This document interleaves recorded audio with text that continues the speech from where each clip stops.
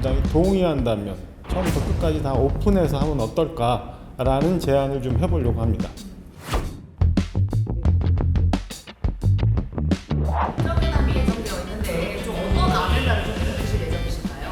지금 회담이 알려지고 난 다음에 국민들 기대가 굉장히 많이 높아요. 그리고 우리 정치권에 대한 신뢰도 많이 회복돼야 돼서 우선 저희는 아직 한 세 가지 정도 의제를 민주당에 제안하려고 지금 하고 있습니다. 첫 번째는 지금 보면은 뭐 릴레이 탄핵 등이 굉장히 많고 그다음에 무의미한 청문회 등이 좀 많은데 이런 정쟁 정치를 중단하는 선언을 하자라는 제안을 우선 의제를 하나 던져볼까 하고요.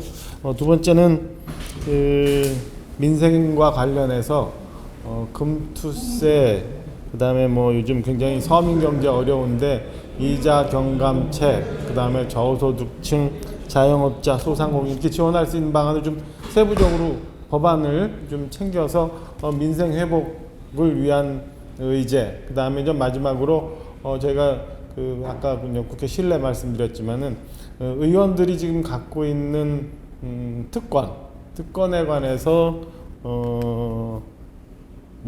특권을 내려놓는 정치개혁 관련한 협의체 등을 상설화해서 좀 논의를 시작해보자. 이렇게 한 크게 세 가지 주제를 제안해 볼까 합니다. 아직 이제 시간이 정해지지 않았는데 민주당 협의해서 의제와 형식에 대해서 이제 논의를 좀 해보려고 하고 있고 이번 회담이 굉장히 오랜만에 있는 거고 국민들한테 저희가 빨리 뭔가 결과를 드려야 되는 거라서 형식도 두 분이 이제 진솔하게 좀 얘기를 하고 그 다음에 그 내용도 민주당이 동의한다면 처음부터 끝까지 다 오픈해서 하면 어떨까라는 제안을 좀 해보려고 합니다. 그럼 최상병 같은 경우는 이게 좀 어떻게 들어갈까요? 최상병 관련해서도 지금 민주당이 세 가지 안을 아마 언론을 통해서 제가 듣기로는 세 가지 안을 얘기한 것 같아요. 최상병 특검법 그 다음에 민생과 관련해서 25만 원 지원법 그리고 지구당 부활. 근데 뭐 저희도 한 세 가지 정도 이제 드리고 민주당도 세 가지 의제에 대해서 굳이 거부할 것 없이 다 받아들여서 같이 논의할 수 있도록 하는 게 좋지 않을까라는 저희 생각에 그래야 한동훈 대표도 동의하고 이재명 대표도 처음 제안했던 그 성격이나 그 취지가 맞을 것 같아서 가급적 열린 회담을 좀 한번 해보자.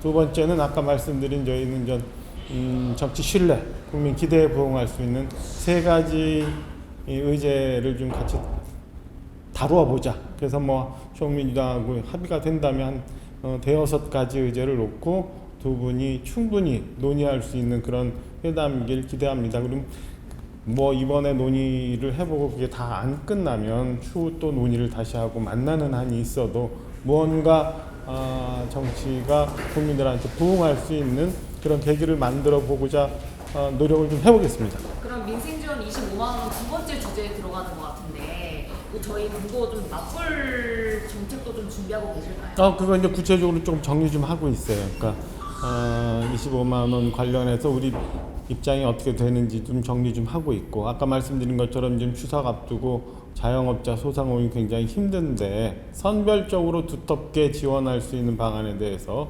혹은 그분들이 경제적으로 안고 있는 부담을 좀 줄여주는 방안이 있는지 그런 것들도 협의해서 제안하려고 합니다. 그리고 지구당 문제 같은 경우는 세 번째 주제 개혁에 들어가겠네요. 그렇죠. 우리가 제안한 거는 세 가지가 이제 정쟁 정치 뭐 정리하자. 두 번째는 그 민생과 관련한 것, 마지막에 이제 의원 특권 내려놓기 관련한 거라 지구당 부활은 이제 민주당이 제안했지만 저희 당도 크게 이견이 있는 게 아니라서 같이 논의를 더 진행해 볼 수 있는 주제라고 생각해요. 그럼 오늘 마지막으로 결국 최상병이든 지구당이든 25만 원이든 모든 걸 테이블 위에 올려놓고 다 논의를 한번 해보자. 다 논의를 해보고 그거를 기왕이면 그 논의 과정도 다 우리 국민들이 이해하시면서 어떤 양당 대표가 어떤 고민을 해서 그런 결론들이 나오는 건지에 대해서도 좀 알려주면 좋지 않을까라는 기본 생각을 갖고 있습니다. 민주당이 좀 제안을 해보려고 하는데 이 부분까지 받아주실지는 잘 모르겠어요. 네. 그리고 최상명도 하나 이건 최상명 어떤 거? 최상명 특검법 관련한 당의 입장. 지금 민주당에서 제3자도 수용 가능하다. 그리고 뭐 지금 그렇게까지 나오고 있거든요. 거기에 대해서는 좀 어떻게 보세요? 최상병 특검법에 관련해서 우리 한동훈 대표 입장은 뭐 계속 지금까지 얘기해온 것과 같아요. 근데 대표가 되고 난 이후에 사실은 몇 가지 중요한 단서들이 중요한 계기들이 좀 있었잖아요.